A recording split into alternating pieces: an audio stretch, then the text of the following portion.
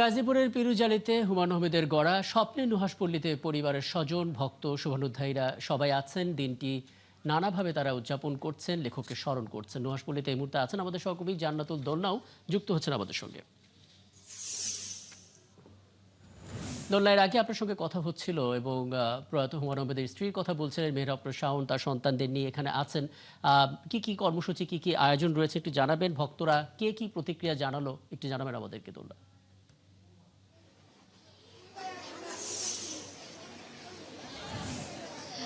রাকিব, এর আগেও আপনাকে বলছিলাম যে থেমে থেমে বৃষ্টি কিন্তু নুহাশপল্লীর এই এলাকায় হচ্ছে, যার ফলে ভক্তদের যে আনাগোনা আপনাকে জানাচ্ছিলাম সেটাতে একটু ভাটা পড়লেও খুব একটা কিন্তু আমরা দেখেছি যে শ্রদ্ধা জানানো থেকে শুরু করে ফুল নিয়ে এবং বই হাতে হিমুরূপার দেখা কিন্তু আমরা পেয়েছি। এবং তারা কিন্তু বলছিল যে হুমায়ূন আহমেদ বৃষ্টি ভালোবাসতেন, মেঘ ভালোবাসতেন, তাই এটাই তাদের সঙ্গে উদযাপনের একটি লক্ষ্য হয়েছে, উদযাপনের একটা উপলক্ষ হয়েছে। এবং যেই কর্মসূচির কথা বলছিলেন, সকাল থেকেই কিন্তু এখানে দোয়ার আয়োজন করা হয়েছে, কোরআন থেকে খতম করা হয়েছে এবং তারপরে তাদের যেই খাওয়া দাওয়ার আনুষ্ঠানিকতা সেটাও চলছে।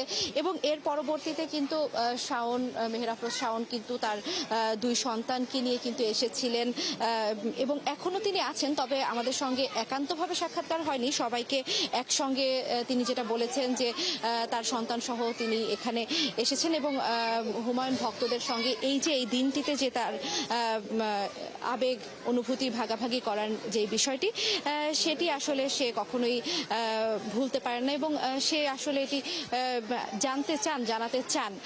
এবং ভক্তরা যেটা বলছিলেন যে এই ধরনের আসলে হুমায়ূন আহমেদের মৃত্যুবার্ষিকী হোক কিংবা জন্মবার্ষিকী হোক, এই দিনটির জন্য তারা আসলে অপেক্ষায় থাকে। তারা কিন্তু এই দিনটি উদযাপন করতে চায়, হুমায়ূনের জন্য তাদের যে ভেতরের অনুভূতি তারা এই দিনটাতে প্রকাশ করতে চায়।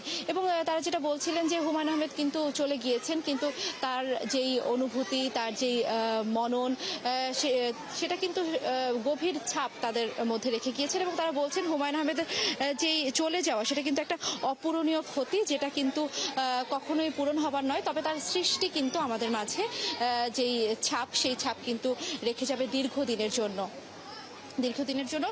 তো এর রাকিব, এই ছিল আমার কাছ থেকে নুহাশপল্লী থেকে সর্বশেষ।